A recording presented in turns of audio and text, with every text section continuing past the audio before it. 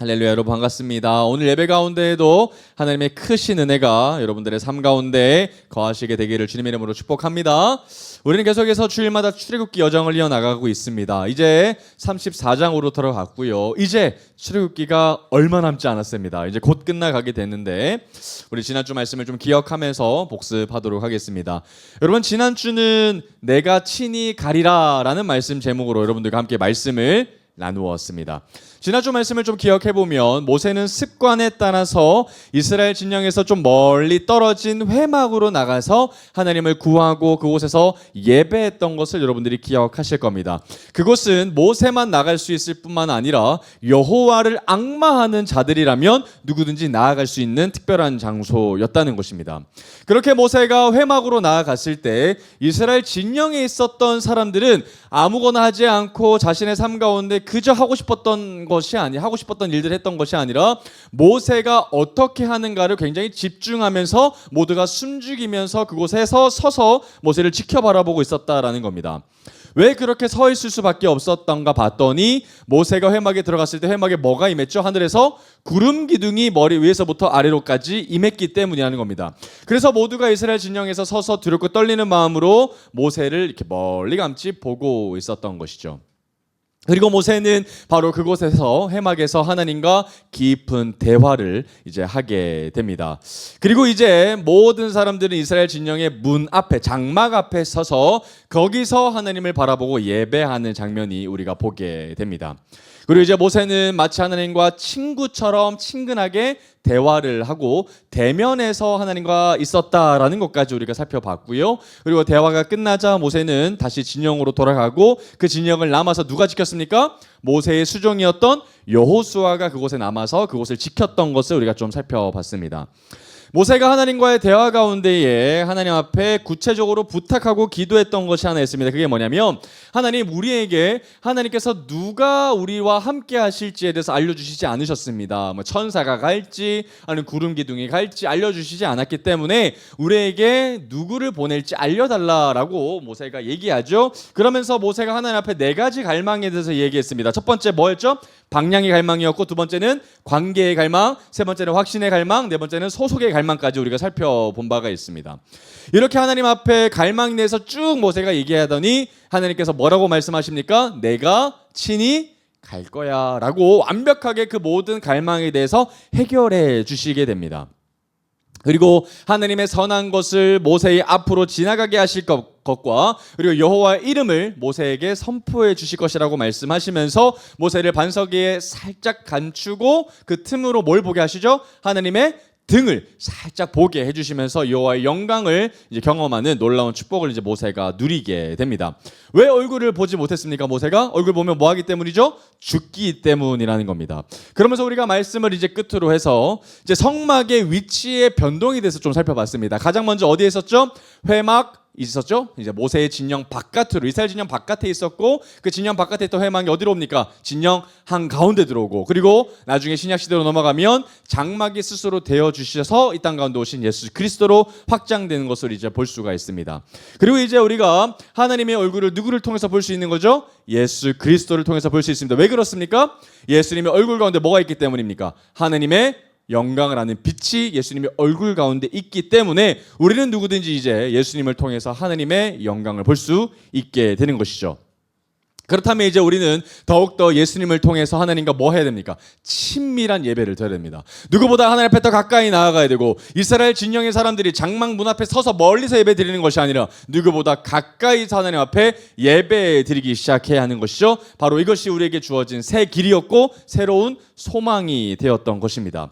여기까지가 우리 지난주까지 살펴봤던 내용이었고요. 이제 이어서 오늘부터 이제 출애굽기 34장으로 넘어가서 이제 좀 살펴보게 될 텐데, 우리 34장 소제목을 한번 같이 읽어보도록 하겠습니다. 출애굽기 34장 소제목 뭐라고 나와 있는가? 우리 같이 한번 읽어보도록 하겠습니다. 시작. 번째 돌판. 그러니까 첫 번째 돌판이 어떻게 됐습니까? 깨졌죠. 누가 깨트렸어요? 모세가 직접 깨트렸습니다. 여러분, 깨트렸던 것이 순간적인 감정의 반응이 아니라 뭐를 반영하는 일이었어요? 계약이 깨어졌다라는 상징적인 행동이었습니다. 그런데 34장으로 오니까 어떤 돌판이 나와요? 두 번째 돌판이 나온다라고 이야기하고 있습니다. 여러분, 분명히 이스라엘 백성들은 실패했죠. 하나님과의 관계에서 깨어졌고 단절됐고 이제 하나님 앞에 멸절당할 위기에 놓여져 있습니다. 그런데 34장으로 가보니까 어떤 일이 시작돼요? 두 번째 돌판, 두 번째 찬스, 기회가 이들에게 다시 주어졌다라는 것이 34장에서 말하고 있는 바라는 겁니다. 그러면 오늘 우리 말씀을 통해서 이스라엘 백성과 또다시 언약을 맺으시길 원하시는 하나님의 마음을 우리가 발견하면서 우리가 정말 하나님의 마음이 얼마나 크신지, 하나님의 사랑이 얼마나 끝이 없고 위대하신지를 깨닫고 알게 되는 은혜가 여러분들 가운데 있으시기를 주님의 이름으로 축복합니다. 아멘. 오늘 말씀 34장 1절 말씀 우리 같이 읽어보도록 하겠습니다. 출애굽기 34장 1절 말씀입니다. 우리 같이 읽어봅니다. 시작. 여호와께서 모세에게 이르시되 너는 돌판 둘을 처음 것과 같이 다듬어 만들라. 내가 깨트린 처음 판에 있던 말을 내가 그 판에 쓰리니. 여러분, 지금 하나님께서 모세에게 뭐라고 얘기하셔요? 돌판을 만들어서 지금 하나님에게 가지고 오라라고 지금 말씀하십니다. 여러분, 지금 하나님께서 돌판을 주실 건데 그 돌판의 원재료인 돌판을 지금 뭐 하라는 거예요? 모세가 직접 다듬어서 가지고 오라라고 지금 얘기하고 계신다는 겁니다. 그러면 우리가 다시 한번 첫 번째 돌판을 받을 때를 기억하면 첫 번째 돌판을 누가 만드시고 준비해 주셨어요? 하나님이 직접 만드시고 준비하셨거든요. 우리 출애굽기 31장 18절 한번 가보겠습니다. 출애굽기 31장 18절을 가보면 하나님께서 돌판을 직접 마련해 주셨다라고 나오거든요. 여호와께서 시내산 위에서 모세에게 이르시기를 마치신 때에 증거판 둘을 모세에게 주시니 이는 두 돌판이요 하나님이 친히 쓰신 것이라. 그러니까 증거판 자체를 누가 주신 거예요? 하나님이 직접 마련해 주시고 하나님이 직접 주신 거래요. 그런데 이번에는 어떻게 되는 겁니까? 모세에게 직접 두 돌판을 재련해서 만들어서 가지고 오라라고 해주셨다라는 겁니다. 그러면 여러분, 이게 아무런 큰 차이가 없다라고 느껴지실 수도 있지만 여러분들이 모세라면 전혀 다른 차원입니다. 어떤 문제가 발생합니까? 여러분, 시내산에서 하나님이 그 돌을 마련해 두시면 모세는 그 두 돌판을 뭐 하면 됩니까? 가지고 내려가기만 하면 됩니다. 그런데 밑에서부터 만들고 가지고 올라오러 가면 모세는 뭐 해야 됩니까? 올라가는 것부터 뭐 들고 가야 돼요? 두 돌판을 가지고 올라가야 됩니다. 모세 입장에서는 달라요, 같아요? 다르죠. 훨씬 더 어려워졌습니다. 모세는 훨씬 더 어려운 시내산 여정을 출발해야 한다라는 겁니다. 얼마나 모세가 힘들겠습니까? 여러분, 이제 여기서 좀 궁금증이 이제 좀 우리가 나와야 하는데, 여러분, 천지를 만드신 하나님께서 이집트 노예로 있었던 이스라엘 백성들을 구원해 내시고 그들을 인도하시고 또 그들을 먹이시고 또 물도 공급해 주시고 입히시고 심지어 젖과 꿀이 흐르는 땅으로 가나안 땅으로 인도해 주시겠다라고 하셨어요. 그래서 그들과 언약을 맺으셨지 않습니까? 그런데 그 언약을 뭐 했어요? 이스라엘 백성들이 곧바로 금송아지 사건으로 깨트려 버렸죠. 그러면 여러분, 그 놀라운 언약을 맺자마자 계약 위반으로 계약이 취소가 됐는데 하나님께서 다시 모세에게 올라오라고 계약을 다시 맺자라고 얘기하시는 그 하나님이 여러분들이 이해가 되십니까? 어렵지 않아요?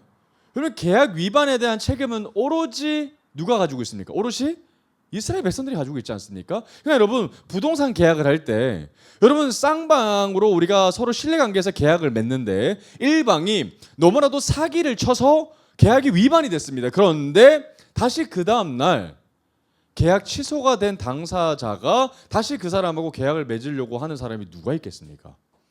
여러분, 신뢰가 무너졌습니다. 이 사람하고 다시 맺으면 또다시 취소될걸?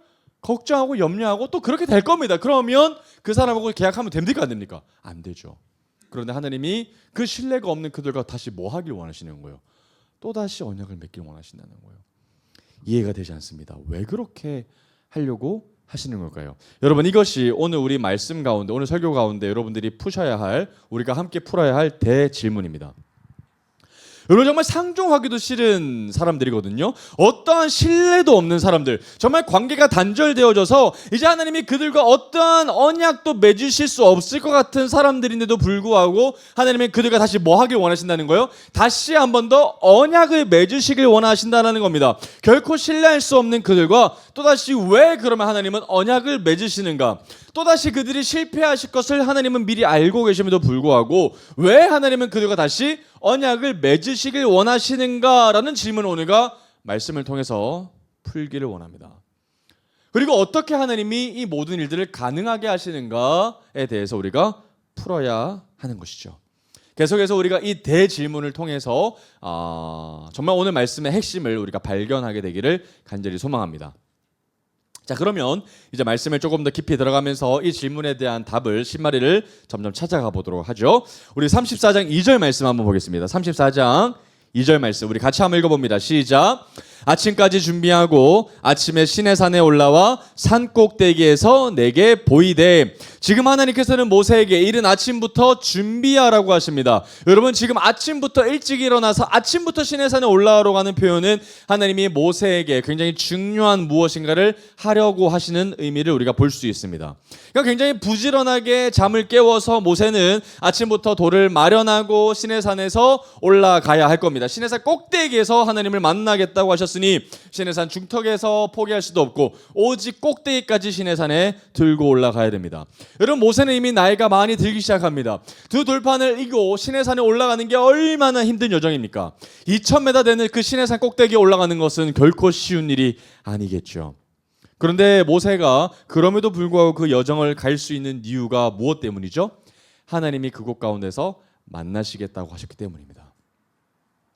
여러분, 그곳 가운데 아무것도 없다면 하나님이 만나주시지 않겠다고 하면 모세가 왜 올라가겠습니까? 두 돌판을 힘들게 끙끙거리며 낑낑거리며 올라갈 이유가 하나도 있어요? 없어요? 없죠. 그런데도 불구하고 낑낑거리면서 올라갈 이유는 뭐 때문이라는 거예요? 하나님이 그곳 가운데서 우리를 만나주시겠다고 하셨기 때문이라는 거예요.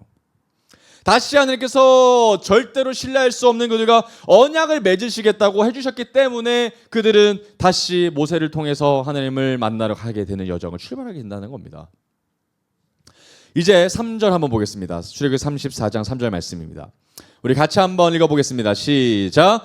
아무도 너와 함께 오르지 말며 또 산 앞에서 먹지 못하게 하라. 여러분, 지금 여기서 보면 세모로 한번 밑줄 꺼볼까요? 아무도, 또 중만보 보면 또 아무도, 또 심지어 양과 소도 3번 반복하고 있어요. 어떤 느낌이 받아들여 주셔요? 굉장히 엄격해졌어요. 여러분, 시내산이 원래 엄격하긴 했지만요, 처음부터 이러지는 않았어요. 여러분들이 한번 기억하실 겁니다. 여러분, 출애굽기 24장 1절 한번 보겠습니다. 출애굽기 24장 1절 말씀입니다. 여러분, 그 이전의 사건을 한번 떠올려 보면 모세 이외에도 굉장히 많은 다양한 사람들이 시내산에 올라갔었던 적이 있어요? 없어요? 있었습니다. 누가 올라갔는지 한번 볼게요. 24장 1절 말씀입니다. 자, 누가 올라갔죠? 모세뿐만 아니라 아론과 나답과 아비우와 또 심지어 누가? 장로 70명까지 올라가죠. 그리고 24장 9절입니다. 모세와 아론과 나답과 아비우와 이스라엘 장로 70인이 올라갔어요. 어디로 올라갔어요? 시내산 중턱까지 올라갔습니다. 24장 11절이에요.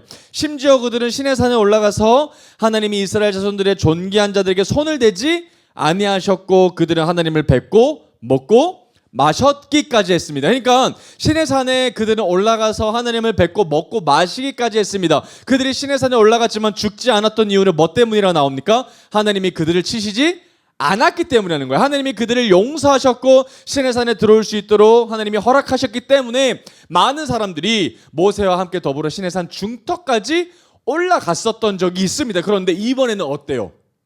아무도 못 올라갑니다. 심지어 아론도 못 올라가고요. 누구도 못 올라가요? 심지어 산짐승도 못 올라가요. 양과 소도 심지어 올라가지 못하는 것을 보게 됩니다. 그럼 여러분 어떤 느낌 받아요? 시내산이 더 엄격해졌어요. 왜 그럴까요? 여러분, 시내산 하나님이 허락해 주셨거든요. 이스라엘 장로들까지도 하나님이 다 들어오게 허락해 주셨어요. 그런데 그 장벽이 더 높아졌어요.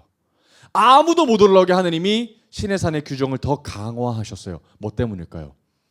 죄 때문이에요. 뭐 때문이죠? 왜 이렇게 벌어졌습니까? 시내산이 왜 엄격해졌습니까? 그 직전에 어떤 사건이 있었기 때문에? 금송아지 때문이죠. 여러분, 금송아지 사건이 벌어지고 나서 이스라엘 백성들은 더 하나님으로부터 멀어질 수밖에 없었던 겁니다. 더 거룩하신 하나님 앞에 도저히 갈 수 없을 만큼 그 기다란 장벽이 세워졌다라는 겁니다. 철저히 하나님은 그 거룩한 땅에 아무도 밟지 못하게 막아 놓으셨다는 겁니다. 오직 모세만 홀로 시내산에 올라갈 수 있도록 하나님이 허락해 주셨다는 거예요. 심지어 양과 소도 여기서 얼쩡거리지 못하게 하나님이 매우 단호하게 시내산을 정결하게 하고 계시는 것을 보게 됩니다. 4절 말씀 한번 보겠습니다. 거기서 어떤 일이 벌어지는가. 자, 모세가 돌판들을 처음 것과 같이 깎아 만들고 아침에 일찍이 일어나 그 두 돌판을 손에 들고 여호와의 명령대로 시내산에 올라가니. 여러분 상상을 하셔야 돼요. 모세가 힘들었겠죠? 정말 두 돌판을 아침부터 깎아서 만들고 그리고 그 두 돌판을 가지고 시내산에 끙끙 가지고 낑겨오르면서 하늘 앞에 올라가고 있는 장면을 여러분들이 상상해야 합니다. 얼마나 모세가 힘들었을까요? 시내산은 맨몸으로 올라가기도 굉장히 거친 산이고 험난한 산입니다. 굉장히 험준한 산맥인데 그곳을 모세가 두 돌판을 쥐고 지팡이까지 들고 올라간다라는 것이죠. 그런데 여러분, 이 장면을 지금 누가 보고 있을까요? 하나님이 보고 계시지만 심지어 누구도 보고 있어요? 이스라엘 백성들도 보고 있어요. 여러분, 어느 날 갑자기 모세가 아침에 일찍 일어나서 두 돌판을 깎습니다. 그런데 가만히 보니까 두 돌판이 뭐와 같아요? 처음 것과 비슷하게 생겼습니다. 그러면 이스라엘 백성들은 이상하게 생각할 거예요. 분명히 하나님과 우리의 언약 관계가 깨어졌는데 왜 갑자기 모세가 다시 두 돌판을 깎고 있는가? 그런데 그런 생각을 하게 될 쯤 두 돌판이 완성이 되어지고 이제 그 모세가 두 돌판을 들고서 하나님 앞에 올라가고 있는 장면인 거예요. 그럼 이스라엘 백성들은 어떤 생각이 들까요? 우리 하나님 앞에서 죽음밖에 없는데, 하나님과 관계가 깨어졌는데, 언약이 끝났는데 왜 모세가 다시 두 돌판을 가지고 시내산으로 올라가는 거지? 그러면 하나님이 이렇게 우리가 타락했는데도 불구하고 또 우리를 용서할 것인가에 대한 궁금증이 들겠죠. 우리가 이렇게 타락했는데, 우리가 이렇게 하나님을 떠났는데, 배신했는데 또다시 하나님은 우리를 과연 용서하실 것인가? 우리가 다시 살아날 수 있는 소망이 있을 것인가? 여전히 우리에게는 또 다른 소망이 남겨진 것인가에 대해서 이스라엘 백성들은 생각했을 겁니다. 그러면 모세가 올라가고 내려올 때까지 이스라엘 백성들은 숨죽여서 모세를 뭐 할까요? 기다렸겠죠. 이제 금송아지 사건 일어날 수 있어요? 없어요? 없습니다. 왜죠? 이제 언약이 체결되지 않는 이상 그들은 죽음밖에 남겨있지 않기 때문이죠. 그래서 이제 모세는 끙끙거리면서 낑거리면서 이제 시내산으로 올라갑니다. 34절 5절 말씀입니다. 자, 여호와께서 구름 가운데서 뭐 하십니까? 강림하사. 여러분, 하나님이 그곳 가운데 임하시니 얼마나 다행이에요. 하나님이 만약에 그곳 가운데 임하시지 않았다면 모세는 두 돌판을 그냥 그곳에 두고 수확이 없는 채 빈손으로 털털거리며 내려왔을 겁니다. 그리고 이스라엘 백성들에게 선포할 거죠. 이제 언약을 하나님이 맺지 않기로 하셨다. 이제 너희들에게는 죽음밖에 없다라고요. 그런데 너무나도 다행히도 이스라엘 백성들에게 소망이 있는 이유는 시내산 꼭대기에 누가 임하시는 거예요? 하나님이 임하시는 거예요. 구름 기둥이 임하시는 거예요. 그리고 그와 함께 거기 서서 밑줄 그어볼까요? 오늘 말씀의 핵심입니다. 여호와의 이름을 선포하실세. 그와 함께 거기 서서, 여기서 그가 누굽니까? 모세죠. 모세와 함께 하나님이 서서 그곳에서 여호와의 이름을 하나님이 선포하신다라는 겁니다. 여호와의 이름이 이곳 가운데, 그곳 가운데 우렁차게 하늘을 울리며 선포되고 있는 것이죠. 6절 7절 봅니다. 자, 여호와께서 그의 앞으로 지나시며 선포하시되 여호와라 여호와라 자비롭고 은혜롭고 노하기를 더디하고 인자와 진실이 많은 하나님이라. 인자를 천대까지 베풀며 악과 가실과 죄를 용서하리라. 그러나 벌을 면제하지는 아니하고 아버지의 악행을 자손 3, 4대까지 보응하리라. 여러분, 지금 모세가 누구의 이름을 듣는 거죠? 하나님의 이름을 들어요. 여러분, 모세가 알고 있었던 하나님의 이름은 뭐밖에 없었습니까? 야훼입니다. 야훼가 뭐죠? 스스로 있는 자라는 이름밖에 몰랐어요. 그래서 당시 하나님의 이름을 너무나도 부르기 두려워서, 그래서 하나님의 이름을 그냥 아도나이라고 그냥 불렀습니다. 그런데 그 하나님의 숨겨진 이름에 대해서 지금 모세가 뭐 하는 거예요? 듣게 되는 거예요. 여러 가지 이름에 대해서 이제 모세가 듣게 됩니다. 여호와라 여호와라 자비롭고 은혜롭고 노하기를 더디하고 인자와 진실이 많은 하나님에 대해서 듣게 되고요. 또 인자를 천대까지 베풀며 악과 가실과 죄를 용서하시는 하나님에 대해서 이제 모세는 알게 되죠. 그래서 이제 모세는 하나님이 어떤 분이시구나, 하나님이 우리에게 어떤 분이시구나를 이제 명확하게 알게 되는 장면이 바로 오늘의 말씀의 현장입니다. 여러분 바로 6절 7절이 오늘 말씀의 가장 중요한 말씀입니다. 자, 그러면 여러분 하나님의 이름을 듣는다. 그러면 오늘 질문에 대한 해답이 풀리게 됩니다. 그리고 아까 질문이 뭐였죠? 도저히 신뢰할 수 없는 또다시 실패할 이스라엘 백성들과 하나님이 또다시 언약을 맺으시는 이유가 어디에 있는 겁니까? 바로 하나님 자신의 이름에 있는 거예요. 하나님에게서 그 답을 찾을 수 있다는 거예요. 하나님의 이름에 그 비밀이 숨겨져 있다는 겁니다. 그러면서 하나님은 그 비밀에 대해서 자신의 이름을 선포하시면서 그 이름에 대한 비밀을 우리에게 설명해 주실 겁니다. 그러자 모세가 어떻게 반응하는지 한번 보겠습니다. 34장 8절부터 9절까지입니다. 모세가 급히 땅에 엎드려 경배할 수밖에 없겠죠. 하나님의 이름이 이곳 가운데 선포되니까. 9절입니다. 이르되 주여 내가 주께 은총을 입었거든 원하건대 주는 우리와 동행하옵소서. 이는 목이 뻣뻣한 백성이니이다. 우리의 악과 죄를 사하시고 우리를 주의 기업으로 삼으소서. 여러분 하나님의 이름을 우렁차게 듣는 그 순간 모세는 그 자리에서 뭐합니까? 엎드려 하나님을 경배하기 시작합니다. 하나님을 경배할 수밖에 없죠. 얼마나 두렵고 떨렸겠습니까? 그리고 하나님이 이내 하나님께서 용서를 선포하셨습니다. 뭘 선포하시면서 용서를 선포하신 거예요? 하나님의 이름을 선포하시면서요. 내가 누구다? 내가 너희들을 용서할 수 있는 이유는 너희들이 끊임없이 실패하고 나를 떠났고 나를 배신했지만 그럼에도 불구하고 내가 다시 너희들과 언약을 맺을 수 있는 이유는 바로 내가 하나님이기 때문이야 라고 지금 하나님이 설명하신다라는 거예요. 그러면서 이 인간들이 이스라엘 백성들이 피조물들이 하나님이 도대체 어떤 분이시길래 하나님이 과연 우리에게 어떤 분이시길래 이렇게까지 우리에게 용서를 베푸시고 우리에게 또다시 언약을 맺으시는가에 대해서 하나님이 설명해 주시는 장면이 바로 이름을 통해서 나오는 6절 7절에 대한 말씀이라는 겁니다. 그러면 6절 7절 중요해요 안 중요해요? 굉장히 중요합니다. 오늘 말씀의 핵심 구절입니다.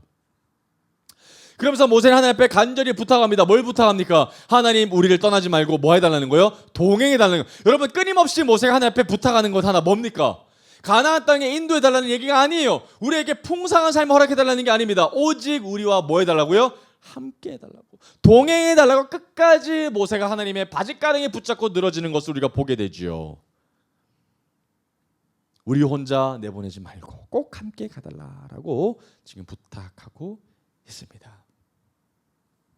자, 그러면 오늘 말씀을 통해서 여러분 오늘은 특별히 6절 7절에 한번 집중해 보면서 하나님의 이름에 대해서 우리가 조금 자세히 살펴보도록 하겠습니다. 도대체 하나님은 어떤 분이신가? 그래서 이 하나님의 이름을 하나하나 살펴보면서 하나님의 이름을 통해서 오늘 우리가 들어봤던 우리 질문, 우리가 처음에 들었던 이 질문, 도대체 하나님은 결코 신뢰할 수 없는 이들과 어떻게 언약을 맺으실 수 있는가? 실패할 것을 심지어 알고 계심에도 불구하고 또다시 그들과 어떻게 언약을 맺으실 수 있는가에 대한 질문에 대해서 이름을 풀면서 우리가 답변을 해보도록 하겠습니다. 자, 첫 번째 답변입니다. 여러분 첫 번째 하나님은 어떤 분이신가를 했을 때 6절 7절 우리가 한번 보면서 볼게요. 첫 번째 하나님은 어떤 분이시라고 우리가 설명할 수 있을까요? 첫 번째 하나님은 여호와이십니다. 그죠? 첫 번째 구간이 뭐예요? 여호와라 여호와라. 그러니까 히브리어로 원어로 얘기하면 야훼거든. 야훼가 한국어로 표기되면서 여호와라고 표기가 됐습니다. 미국 사람들, 외국 사람들한테 야훼라고 해야 알아듣습니다. 야훼인데요. 하나님은 여호와이시라는 거예요. 여러분 출애굽기 3장 14절로 한번 가보겠습니다. 여호와의 뜻이 무엇인가? 85페이지에 있습니다. 출애굽기 3장 14절 말씀입니다.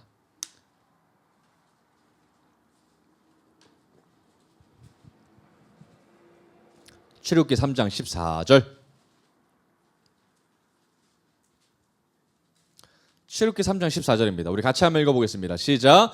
하나님이 모세에게 이르시되 나는 스스로 있는 자, 밑줄 볼까요? 나는 스스로 있는 자. 이 뜻이 바로 야훼라는 뜻입니다. 여러분 피조물이 아니라 이 땅 가운데 창조주로 이 땅이 창조하기 전부터 스스로 계셨던 분에 대한 설명이 바로 야훼라는 단어예요. 그래서 바로 이 모세에게 하나님은 다시 한번 얘기하십니다. 나는 여호와라 여호와라. 나는 스스로 있는 자야 스스로 있는 자야. 나는 피조물이 아니고 나는 이 땅의 모든 것을 지으시고 다스리시는 하나님이야 라고 지금 모세에게 다시 한 번 더 일러주고 계신다라는 거예요. 지음을 받은 존재가 아니라 스스로 계시는 분이라는 거죠. 그러니 이 바로 여호와 스스로 계시는 분, 창조주라는 단어 안에서 하나님이 그들을 또다시 용서할 수 있는 근거가 되는 거예요. 그분은 피조물이 아니기 때문이죠. 우리의 상상을 뛰어넘어서 그분은 이 땅을 움직이시고 그 땅을 모든 것들을 창조하신 분이기 때문에 우리의 생각과 한계를 뛰어넘으시는 분이기 때문에 이 모든 일들이 가능하다라는 겁니다. 나는 여호와다, 여호와다. 여러분 상상해 보십시오. 모세에게 그 질문을 가지고 있는 모세에게 여호와라, 여호와라라고 하시는 그 하나님에 대해서 말이죠.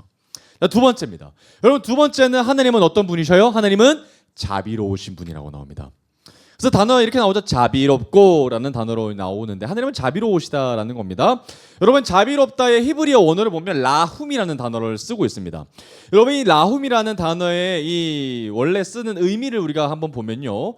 여성의 자궁을 뜻하는 단어가 바로 이 라훔이라는 단어입니다. 그러니까 여러분 하나님이 단순히 mercy, 하나님은 우리에게 자비를 베푸신다라는 의미가 아니라 그 당시에 썼던 이 단어의 원어를 우리가 생각해 보면 자녀를 향한 어머니, 부모님의 모성애적 사랑을 뜻하는 단어가 바로 이 멀시라는 단어는 게 라훔이라는 단어라는 겁니다.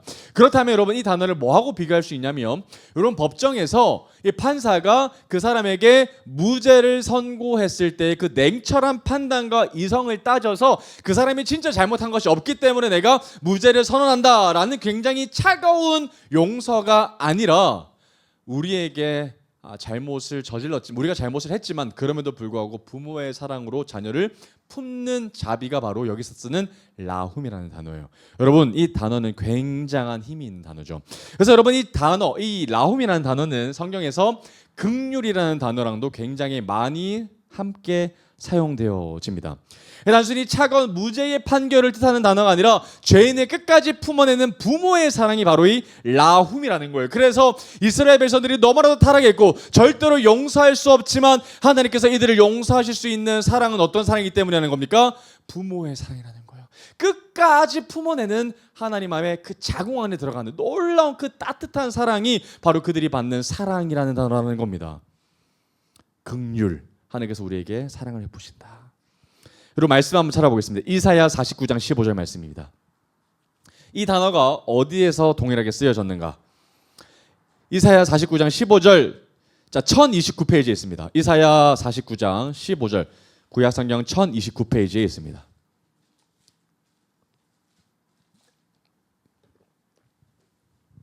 이사야 49장 15절. 자, 여인이 어찌 그 젖먹는 자식을 잊겠으며 자기 태에서 난 아들을 뭐 한다고요? 동그라미 쳐볼까요? 긍휼히 여기다. 긍휼히 여기지 않겠느냐. 그들은 혹시 잊을지라도 나는 너를 잊지 아니할 것이라. 여러분 자녀는 부모를 포기할 수 있죠? 여러분 자녀는 부모를 선택하지 않을 수도 있습니다. 그러나 부모는 자녀를 선택할 수 없죠. 그리고 포기할 수도 없습니다. 자녀는 부모를 잊을 수 있어도 부모는 자녀를 잊을 수가 없죠. 그 사랑이 바로 우리가 받는 하나님의 사랑이라는 거예요. 하나님 우리를 자녀 삼으셔서 우리에게 끝까지 사랑해 주시는, 끝까지 품어 주시는 사랑 우리에게 주시고 계신다라는 겁니다. 이때 사용되어지는 단어가 바로 뭐라는 거예요? 긍휼, 자비 단어라는 거예요. 우리는 그 사랑을 받고 있는 겁니다. 우리가 잘나서 용서받을 수 있어서 사랑을 받는 게 아니라 오직 하나님의 이름 때문에, 하나님의 성품 때문에 우리가 그 용서와 사랑을 받을 수 있다라는 겁니다. 그리고 이 놀라운 자비와 긍휼하심은 어디에서 확장되고 폭발되어지는 거예요? 바로 하나님께서 우리를 사랑해 주신다, 하나님께서 우리를 긍휼히 여겨 주신다의 그 절정이 어디입니까? 바로 예수 그리스도이시죠. 마태복음으로 살아가 봅니다. 마태복음 9장 35절에서 36절까지입니다. 마태복음 9장 35절에서 36절까지 14페이지에 있습니다. 한번 볼까요? 예수께서 모든 도시와 마을에 두루 다니사 그들을 회당에서 가르치시며 천국 복음을 전파하시며 모든 병과 모든 약한 것을 고치시니라. 무리를 보시고 뭐 했다고요? 불쌍히 여기시다. 불쌍히 여기시다. 여러분 여기서 써져 있는 헬라어 원어를 보면 그냥 단순히 마음의 표현이 아닙니다. 그냥 안타깝다 정도의 이 표현이 아니라 창자가 베베 꼬여서 터질 것 같은 마음이 바로 이 표현의 단어입니다. 그러니까 여러분 지금 예수님은 그들의 연약함과 그들의 입지 못함과 그들의 불쌍함과 그들의 죽어가는 모습을 보고 예수 그리스도의 마음은 단순히 동정의 수준이 아니라 창자가 끊길 것 같은 마음이 그들에게 향하여 들었던 것인 거죠. 얼마나 하나님의 라훔이, 하나님의 자비로움과 긍휼이 나타난 바가 된 것입니까? 그러니 여러분, 하나님의 자비가 구약 때는 멀리 있었더라면 신약 시대로 오면 하나님의 자비가 어디에 있는 겁니까? 내 눈앞에 나타난 거예요. 하나님의 자비하심의 절정이 라움이라는 단어가 멀리 있는 것이 아니라 내 인생 가운데 찾아왔다는 겁니다. 왜죠? 자비의 나타남이 바로 누구로 나타났기 때문입니까? 예수님으로 나타났기 때문이에요. 하나님의 그 자비로우심의 절정이 바로 예수 그리스도에게 있기 때문이라는 겁니다. 바로 출애굽기 34장에서 나타난 하나님의 자비로우심이 신약 시대 예수 그리스도로 나타난 바가 된 것이죠. 이제 세 번째로 한번 살펴보겠습니다. 세 번째는 하나님의 성품이 뭡니까? 은혜롭다라는 거거든요. 하나님은 어떤 분이시라고요? 은혜로우신 분이시다. 은혜롭다라는 겁니다. 우리 여기서도 은혜라는 단어를 좀 살펴봐야 되는데 하나니라는 단어를 씁니다. 여러분 여기서 은혜라는 단어는 값 없이 주어지는 거, 조건 없이, 대가 없이, 그냥 한량 없이 우리에게 그저 부어지는, 베풀어지는 것을 바로 이 하난, 은혜라고 표현합니다. 그러니 우리에게 어떠한 조건이 되어서, 자격이 되어서 우리가 받을 만해서 받는 것이 아니라 정말 받을 수 없는데 그저 받는 것이 바로 이 은혜라는 단어가 바로 이 하나님이라는 단어라는 거예요.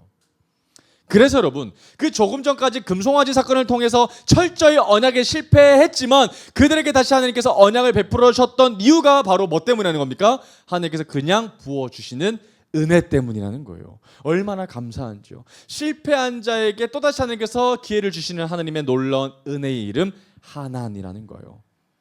여러분 이게 헬라어로 바뀌면 카리스라는 단어로 바뀌는데 여러분 말씀 한번 찾아보겠습니다. 에베소서 2장 4절에서 8절까지 한번 보겠습니다. 신약성경 311페이지에 있습니다. 에베소서 2장 4절에서 8절까지입니다. 이 단어가 어떻게 연결이 되는가?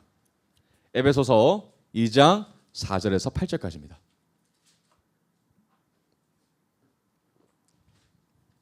에베소서 2장 4절에서 8절까지 말씀입니다. 311페이지에 있습니다.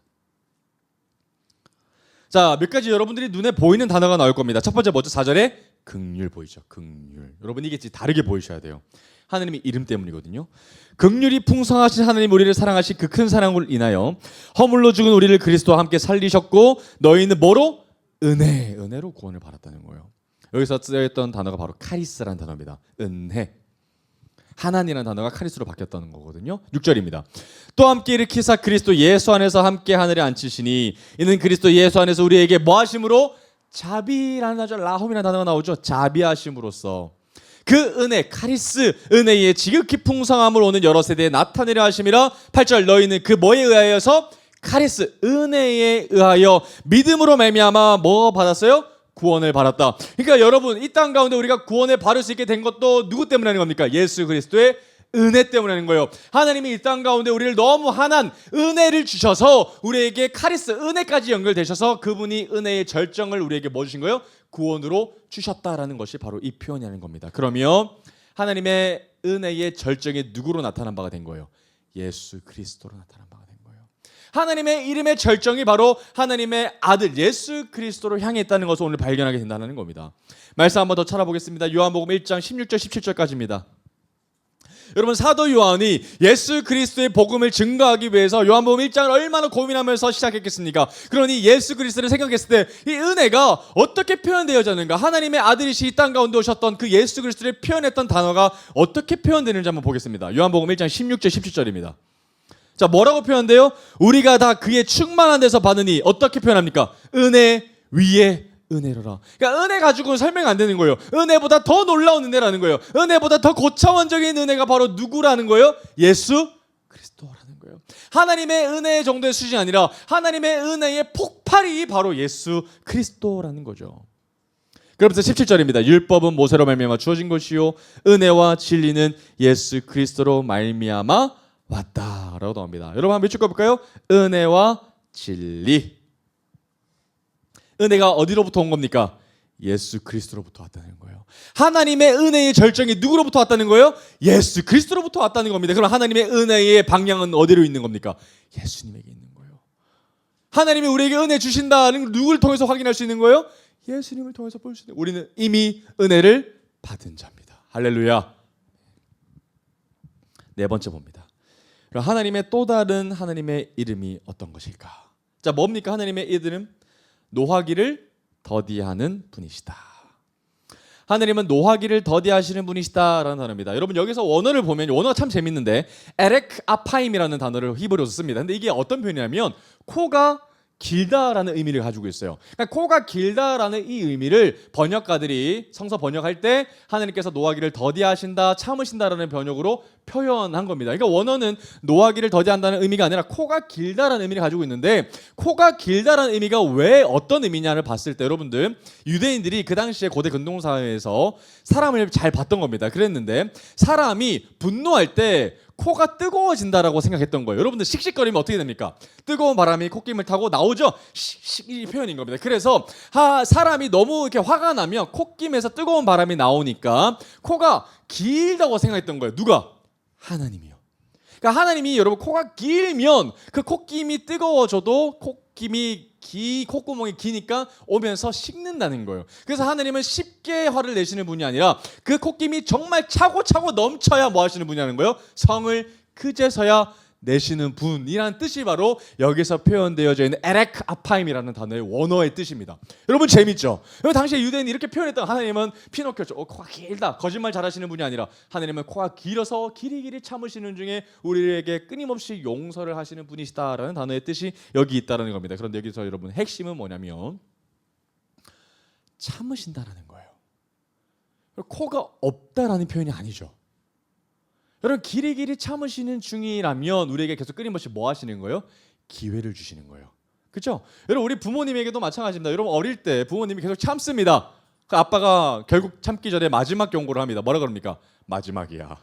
경고야. 아빠 코끝에 마지막 콧김이 나왔어. 여기서 넘어가면 뭐 할까라는 거야. 아빠가 콧김을 시원하게 내뿜을 거야. 용가리처럼 될 거야. 라는 이야기를 하지 않습니까? 그러니까 아빠의 콧김도 긴 이 한계가 있는 거예요. 하나님도 있죠. 그러면 그 기회 안에 뭐 해야 됩니까? 이스라엘 백성들이 돌이켜야 돼요. 죄를 없이 하시지 않겠다는 거예요. 용서하시지만 그 전에 너희들이 뭐 해라? 돌아오라는 거예요. 돌아와. 그런데 그 콧김을 내리는 순간 이스라엘 백성들은 돌아갈 길이 있어요? 없어요? 없는 거죠. 착각하면 안 됩니다. 하나님은 코가 뜨거워진다, 쉽게 화를 내시는 분이 아니시다라는 의미가 바로 여기서 표현되어진 노하기를 더디하시는 분이시다라는 겁니다. 여러분 하나님이 노하기를 더디하셔서 좋아요 안 좋아요? 좋죠. 여러분 육신의 아버지를 생각해 보십시오. 아버지가 쉽게 화를 내시는 게 좋아요? 아니면 오래오래 참는 게 좋아요? 오래오래 참는 게 좋지 않습니까? 우리 말씀 한번 찾아보겠습니다. 베드로후서 3장 9절 말씀입니다. 베드로후서 3장 9절 신약 성경 387페이지 있습니다. 베드로후서 3장 9절 말씀입니다.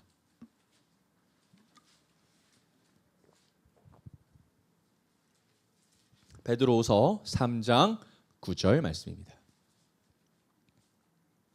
387페이지 있습니다.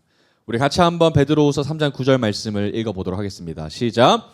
주의 약속은 어떤 이들이 더디다고 생각하는 것 같이 더딘 것이 아니라 오직 주께서는 너희를 대하여 오래 참으사 아무도 멸망하지 아니하고 다 회개하기에 이르기를 원하시느니라. 이것이 바로 누구의 마음이에요? 하나님의 마음이에요. 화를 내지 않으시는 이유는 하나님이 뭐 하시려고 하시는 거예요? 시간을 주시는 거예요. 기회를 주시는 거예요. 모든 이 땅의 많은 인류들이 뭐 하려고요? 구원 받게 하시려고요. 여러분 이처럼 하나님의 코가 길시다는 거예요.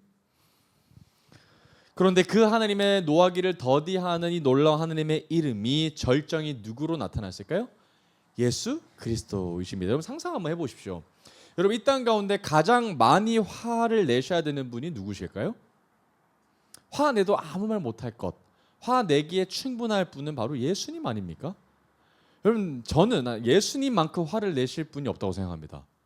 이 땅에 왔는데 아무도 못 알아봤죠. 감히 신을 못 박아? 여러분 제가 봤을 때 하나님의 아들 예수님이 가장 큰 화를 가지셔야 된다고 생각하거든요. 그런데 그 예수님이 화를 내지 않으셨어요. 마지막 끝까지 그분은 어떻게 표현하셨습니까? 누가복음 찾아보겠습니다. 누가복음 23장 34절입니다. 가장 화를 많이 내셔야 할 분이 그렇게 하지 아니하시고 마지막으로 하셨던 그 말씀이 무엇인가? 누가복음 23장 34절 말씀입니다. 누가복음 23장 34절 138페이지입니다. 십자가에 달리시면서까지 하셨던 그분의 말씀.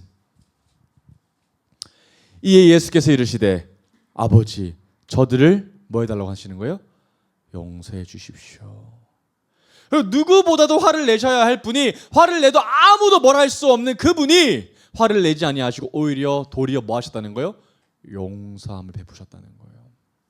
그러면 하나님의 노하기를 더디하고의 그 말씀의 이름의 절정이 누구에게 있는 겁니까?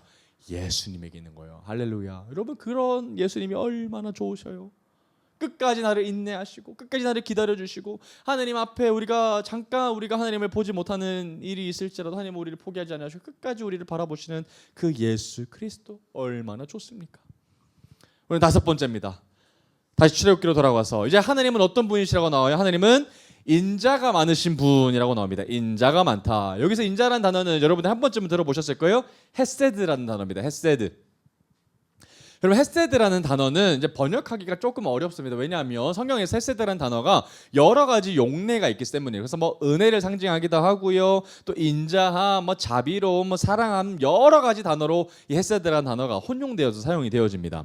그런데 이 헤세드의 가장 큰 특징이 있다면 이 단어는 단순히 감정을 뜻하는 단어가 아닙니다. 그러니까 단순히 사랑해, 내가 너에게 뭐 용서를 주겠어, 자비를 주겠어, 인애를 주겠어, 이런 표현이 아니라 이 단어의 핵심은 언약에 기초하고 있는 단어라는 것입니다. 그러니까 여러분, 이 사람이 쓸 수 있는 단어가 아니에요. 헤세드는 정말 신밖에 사용할 수 없는 단어인데 이 언약에 기초한 사랑이기 때문에 그렇다는 거예요. 그러니까 도저히 사랑할 수 없지만, 도저히 사랑할 수 있는 건더기가 하나도 없지만, 그럼에도 불구하고 언약에 기초해서 사랑할 수 있는 단어가 바로 이 헤세드라는 단어입니다. 그러니까 여러분, 부부라는 단어랑 똑같은 거예요. 상대방이 도저히 사랑할 수 없습니다. 너무 믿습니다. 너무 내 마음에 하나도 드는 행동을 하지 않습니다. 그럼에도 불구하고 내가 사랑할 수 있는 이유가 뭐 때문이라는 거예요? 언약인 거죠. 부부 때문이라는 것이 바로 내가 사랑할 수 있다는 표현인 겁니다. 그래서 이 놀라운 신실하신 그 언약에 기초한 사랑이 바로 우리에게 임한 뭐라는 겁니까? 헤세드라는 겁니다. 그러니까 우리가 전혀 사랑스럽지 않을 때에도, 하나님 보시기에 너무나도 구역질 날 것 같은 그 모습일 때에도 하나님은 우리를 사랑해 주시는데, 그게 뭐 때문에 하는 거예요? 언약 때문에 하는 거예요. 여러분, 만약에 우리가 언약이 없고 언약이 체결되지 않고 하나님이 만약 우리가 사랑스러울 때만 사랑해 주신다면 우리는 벌써 불에 타서 없어졌을 겁니다. 그런데 우리가 전혀 사랑스럽지 않을 때에도 우리가 사랑받을 수 있는 이유는 뭐 때문에 하는 거예요? 언약 때문에 하는 거예요. 하나님과 끊을 수 없는 그 체결된 언약 때문에 우리가 사랑받을 수 있다는 거예요. 그것이 바로 헤세드라는 단어로 표현되고 있다는 겁니다. 인자하시다.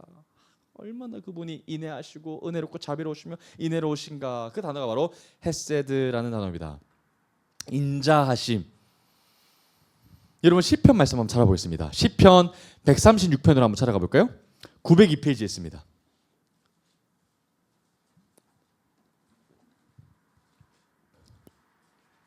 놀라운 말씀이 여기 있습니다. 시편 136편. 시편 136편을 누가 썼는지는 모릅니다. 그러나 아마도 다윗 시대 때 찬양대가 썼을 거라고 그냥 추측을 하고 있는데, 아마도 이것이 찬양 가사라고 좀 추측을 하고 있습니다. 시편 136편을 한번 같이 눈으로 한번 보십시오. 하반절에 보면 136편 전체가 반복되고 있음을 보게 됩니다. 어떤 문구가 반복되고 있어요? 그 인자하심이 영원하미로다. 여호와께 감사하라, 그는 선하시며 그 인자하심이 영원하미로다. 신들 중에 뛰어난 하나님께 감사하라, 그 인자하심이 영원하미로다. 그럼 어떤 느낌이 나요? 운율이 느껴지죠? 그래서 먼저 인도자가 이렇게 얘기하는 거예요. 여호와께 감사하라, 그는 선하시며 하면 이제 회중들이 뭐 하는 거예요? 그 인자하심이 영원하미로다 라고 이제 회답하는 거예요. 또 신들 중에 뛰어난 하나님께 감사하라 라고 하면 그 인자하심이 영원하미로다 하는 거예요. 여기서 쓰여진 단어가 바로 헤세드입니다. 26절 끝까지 헤세드가 반복돼요. 인자하심이 놀라운 거죠. 여러분, 집에 가서 오늘 꼭 저와 약속합시다. 136편 꼭 읽어 주십시오. 26절까지 끝까지 반복적으로 그분의 인자하심을 찬양하죠. 언약적 사랑에 기초한 그 헤세드의 영원한 사랑을 찬양하고 있는 것입니다. 그럼 마찬가지로 아까 우리가 살펴봤던 요한복음 1장 14절에서 이 단어가 나오거든요. 은혜와 진리가 충만하더라. 이것이 바로 헤세드라는 단어입니다. 마찬가지로 하나님의 헤세드가 어디서 절정이 나타나는고요? 예수 그리스도에게 은혜가 절정이 나타난다라는 것을 볼 수 있습니다. 자, 여섯 번째로 한번 넘어가 보겠습니다. 자, 하나님은 이제 어떤 분이시라고 나와요? 진실하신 하나님에 대해서 우리가 나옵니다. 진실하신 하나님, 진실이 많은 하나님이다라고 나오는데, 이 진실은 아까 우리가 조금 전 살펴봤던 인자를 뜻하던 헤세드와 항상 더불어 짝을 이루는 단어입니다. 바로 에메트라는 단어인데요. 에메트라는 단어의 뜻이 뭐냐면 변하지 않는 신실함을 말하는 단어가 바로 에메트라는 단어입니다. 영어 성경을 보면 이 에메트라는 단어가 단순히 진실이라는 단어를 넘어서 신실하는 단어랑 같이 함께 써요. 진실과 신실. 그러니까 진실에 대해서 하나님이 끝까지 신실하시다라는 의미이거든요. 놀랍게 여러분, 우리가 하나님이 변하지 않기 때문에 우리가 하나님을 뭐 할 수 있습니까? 믿을 수 있는 거거든요. 그러니까 여러분, 만약에 하나님이 우리에 대한 사랑이 변한다고 생각해 보십시오. 어떤 날 아버지는 우리를 버립니다. 어떤 날 우리 아버지가 우리에게 맛있는 걸 사줍니다. 어떤 날 우리 아버지가 우리를 모른다고 합니다. 어떤 날 우리 아버지가 나에게 아들이라고 얘기해 줍니다. 여러분, 이렇게 아버지가 급격하게 이 마음의 상태가 변하고 이 감정의 요동이 치면 우리는 아버지를 신뢰할 수 있어요, 없어요? 없습니다. 그런데 아버지는 항상 불변하기 때문에 우리는 아버지를 뭐 할 수 있죠? 믿을 수 있습니다. 놀랍게도 여러분, 하나님을 성품을 나타내는 이 진실과 신실을 나타내는 에메트라는 단어에서 뭐가 파생되냐면, 뭐가 파생될까요? 에멘이 나옵니다. 에멘이 뭐예요? 내가 하나님의 말씀을 믿습니다라는 단어거든요. 맞습니다, 옳소이다라는 단어예요. 그러니 하나님의 말씀이 변함이 없이 불변합니다. 그래서 내가 그 에메트인 하나님을 내가 뭐 한다는 거예요? 에멘한다라는 단어예요. 놀랍죠? 여러분, 신기합니다. 에메트라는 단어에서 에멘이 나와요. 여러분, 그냥이 없죠. 에멘은 여기서 나오는 단어입니다. 하나님이 믿을만하기 때문에, 불변하지 않으시기 때문에 우리는 하나님을 뭐 할 수 있다? 믿을 수 있다라는 겁니다. 아멘. 놀랍죠 여러분. 그러니 여러분, 아멘 자주 하시길 바랍니다. 아멘. 아멘입니다. 나 믿습니다. 하나님, 내가 믿을 수 있는 하나님이 변하지 않기 때문이죠 라는 의미가 여기 담겨져 있다는 겁니다. 마지막 일곱 번째 한번 보겠습니다. 일곱 번째가 뭐냐? 놀라운 이야기가 여기 숨겨져 있습니다. 그리고 일곱 번째가 뭐냐면, 하나님은 악과 과실과 죄를 용서하시는 분이시다라는 단어입니다. 몇 줄 한번 꼽을까요? 악, 과실, 죄. 세 가지 단어가 나오고요. 그리고 이 세 가지 단어의 모든 죄를 하나님이 뭐 하신다고요? 용서하신다라고 나옵니다. 용서하신다.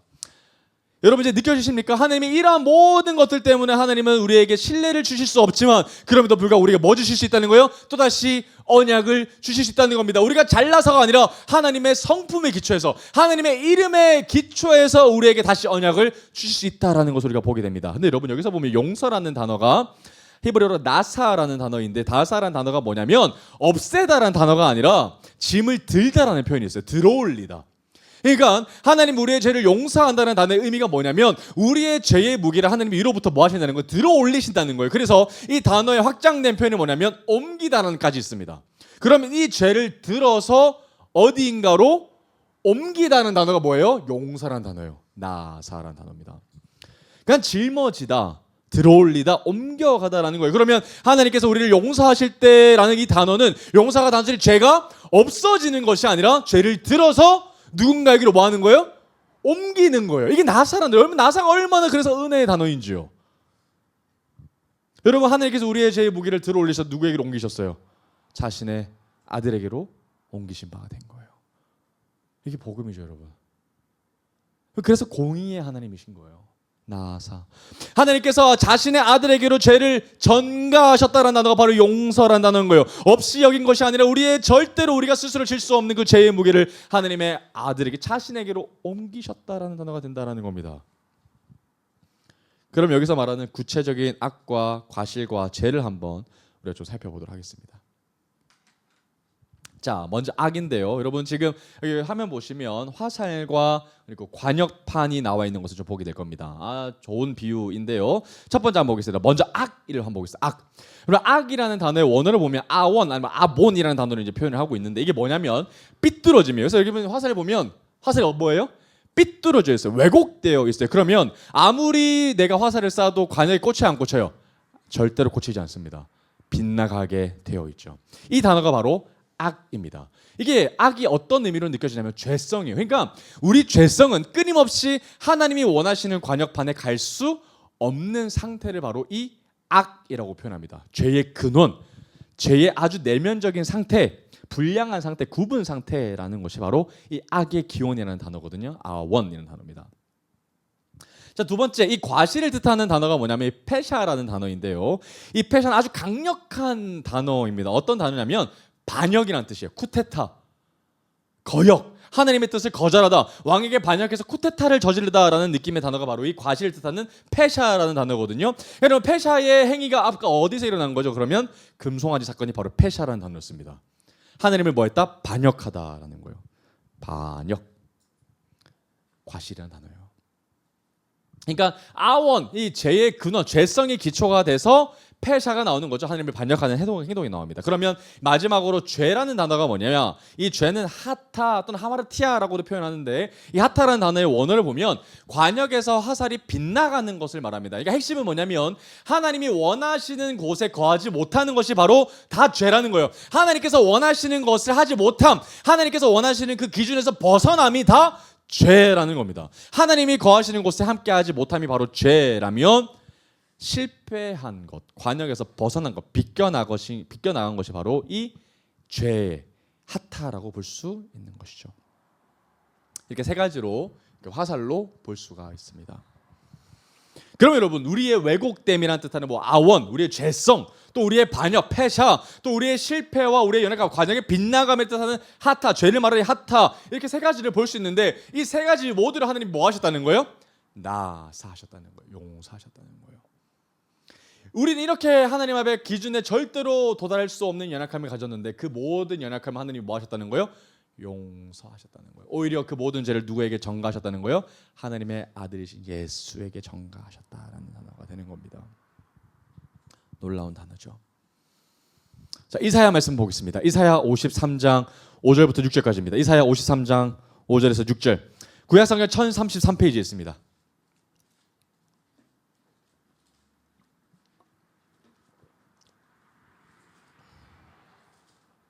이사야 53장 5절 6절 1033페이지. 자, 너무나 유명한 고난주가 말씀이죠. 자, 그가 찔림은 우리의 허물 때문에, 여기서 허물이 바로 페샤라는 단어입니다. 뭐예요? 반역이에요. 허물이 반역, 거역이라는 단어예요. 페샤 때문이요. 그가 상함은 우리의 죄악 때문이라. 그가 징계를 받음으로 우리는 평화를 누리고 그가 채찍에 맞음으로 우리는 나음을 받았도다.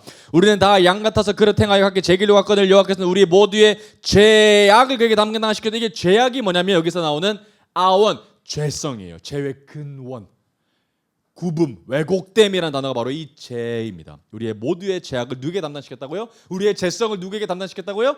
그에게, 예수님에게 전가시켰다는 거예요. 이게 복음이죠, 여러분.